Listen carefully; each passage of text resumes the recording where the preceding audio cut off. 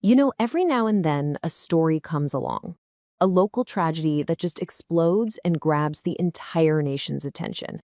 Well, that is exactly what's happening right now with the absolutely brutal murder of a young, promising businessman in Nigeria. It's an event that has just unleashed this incredible wave of both grief and anger all across the country. And this is so much more than just a crime story. The killing of Ifesinachi Onyekere has hit a nerve, a really deep one. It's become a flashpoint. People are looking at this one single tragic event, and they're seeing a reflection of these much bigger fears. Fears about safety, about security, and frankly, about the future for young entrepreneurs in Nigeria. This quote from business influencer Chioma Ifeanyi-Eze, man, it just hits you right in the gut. It really gets to the heart of the community's pain. It shows he wasn't just some name in a news report. He was Fish Magnet, an honest, hard-working Igbo boy. Her words just perfectly capture that personal connection that so many people felt. And that very personal pain, it got shot into the national spotlight. And a big reason for that was the social media critic, a guy known as VeryDarkMan. He posted this video just openly weeping over the news. And that raw, unfiltered emotion, it just went viral. It was shared thousands and thousands of times, and it took that local outrage and blew it up to a national level. In that same video, VeryDarkMan asks this searing question. And this is where things really shift, you know? It pivots from just personal grief to a public demand for answers.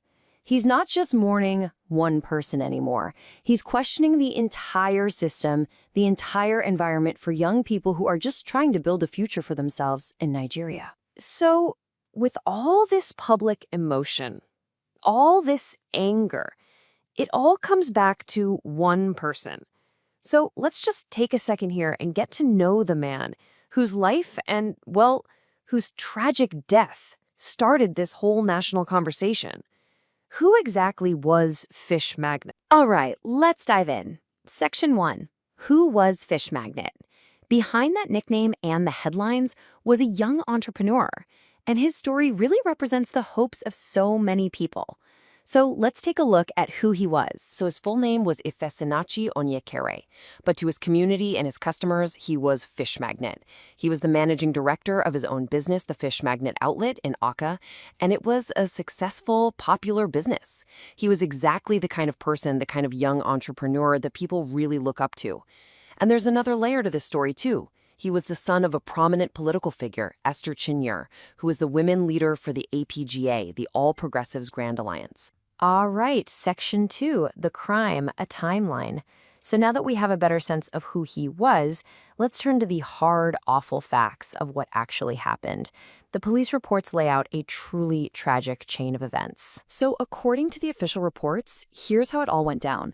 On the evening of Saturday, July 27th, gunmen invaded his home. And this wasn't quiet at all. They actually shot him in the leg before forcing him into his own car, a navy blue Toyota Corolla, and then they sped off. For 3 days, nobody knew where he was or what had happened. And then on Wednesday, July 30th, the worst possible news broke. His body was found. The news of his murder just sent absolute shockwaves through the community. All right, Section 3, the official police response.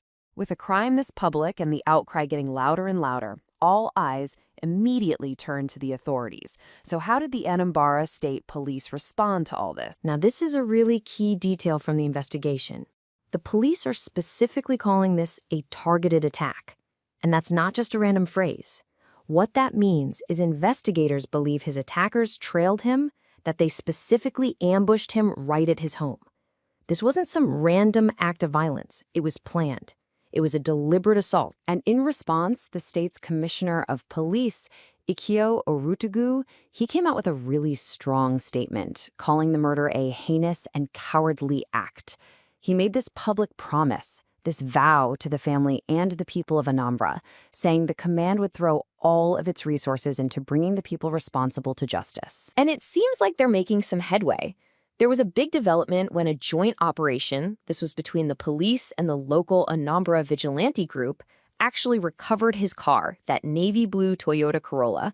It was found abandoned, and the police think it was ditched somewhere along their planned getaway route. So, Section 4, a community's fear.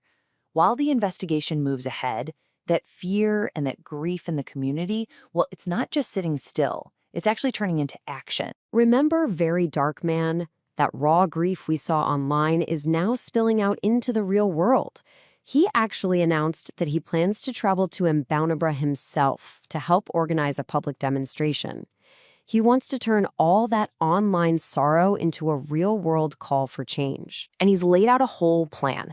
It's a two-part event set for August 4th.